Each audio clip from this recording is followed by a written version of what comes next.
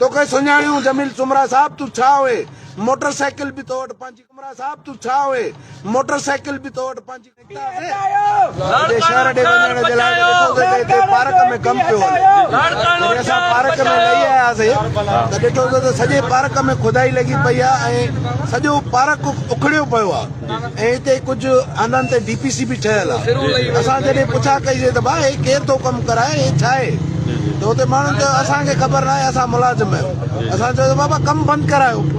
उन खां पोइ असां डीसी लाड़काणे खे फोनियूं कयूंसीं। डीसी लाड़काणो चए थो मूंखे ख़बर न आहे। डीसी लाड़काणे खे ख़बर न आहे। टाउन चेयरमैन आहे सरफराज़ खोकर उन सां फोन ते ॻाल्हायोसीं उहो चए थो मूंखे ख़बर न आहे। हालांकि टाउन जूं गाॾियूं सचल टाउन जूं गाॾियूं हितां सामान खणनि पियूं। हिते जेके मोटर्स लॻल हुया जेके लाइट्स लॻल हुयूं उहे सभु बि पटे विया ऐं हू मञण खां इनकारी आहिनि त पोइ हीउ कमु असांजी सरपरस्ती में हले थो। अंडरग्राउंड जेके तारूं लॻल हुयूं उहे पटे विया आहिनि बल्ब पटे विया आहिनि ऐं हिते कंस्ट्रक्शन जो कमु हले थो पियो। दुकान था ठहनि कोई बि ऑन करण लाइ तयारु कोन्हे त इहे कंहिंजी सरपरस्ती में था ठहनि। लाड़काणे शहर सां एतिरो ज़ुल्म आख़िर छो? लाड़काणो निधण को त न आहे। ही चवनि था त असां मोहसिन लाड़काणा आहियूं। अड़े तूं नासूर लाड़काणो आहे। लाड़काणे खे नासूर थी लॻो आहे। जेको प्लाट ॾिसे थो जिते ॾिसे थो उते कब्ज़ो कयूं वेठो आहे ऐं जंहिंखां पुछु ही कंहिंजो आहे चवनि था जमील सुमरे जो आहे। जंहिंखां पुछु ही कंहिंजो आहे चवनि था जमील सुमरे जो आहे। अदा तोखे सुञाणियूं जमील सुमरा साहब तू छा हुए मोटरसाइकिल भी तो वटि पंहिंजी कोन हूंदी। हॉस्पिटल जा हाल इहे हॉस्पिटल जा हाल इहे उते हिकिड़ा करप्ट माण्हू वेहारे छॾिया अथऊं।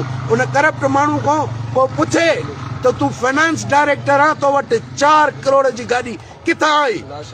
4 करोड़ जी गाॾी ते घुमे थो।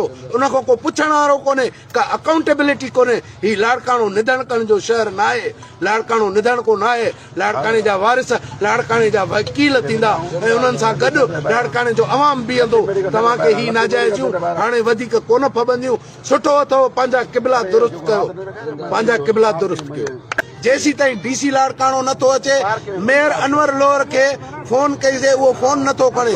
असां त जॾहिं मेयर अनवर लोहर खे चूंडियो वियो त असां ख़ुशि थियासीं त ही नौजवान आहे असांजे शहर खे ठाहींदो पर ही उन्हनि तबाह कंदड़नि सां गॾु थी बीठो ऐं असांजे शहर खे तबाह करे छॾे। बिलाल साहब चए थो हिन जा वार अछा थी विया। हिन जा वार ख़िदमत कंदे अछा थी विया। ख़िदमत कंदे न करप्शन जा पैसा ठाहींदे अछा थी विया। हिन वार अछा कया करप्शन जा पैसा ठाहिण में का ख़िदमत कोन कई अथई लाड़काणे वासियुनि जी। ऐं असां जेसी ताईं ही न ईंदा मेयर लाड़काणो न ईंदो डीसी लाड़काणो न ईंदो अची असांखे ॿुधाईंदो कोन त ही कमु केरु थो हलाए असां हिते वेठा हूंदासीं। सुभाणे 11 बजे सुबुह जो मां लाड़काणे जे सभिनी सियासी समाजी धुरियुनि खे रिक्वेस्ट थो कयां अर्ज़ थो कयां त असांजा हथ मज़बूत कयो त अचो त पंहिंजे शहर लाड़काणे खे बचायूं। सुभाणे 11 बजे हिते प्रोटेस्ट कंदासीं। उन में असां सां गॾु बीहो त असां हिननि कब्ज़ा माफ़ियनि मां जान छॾायूं।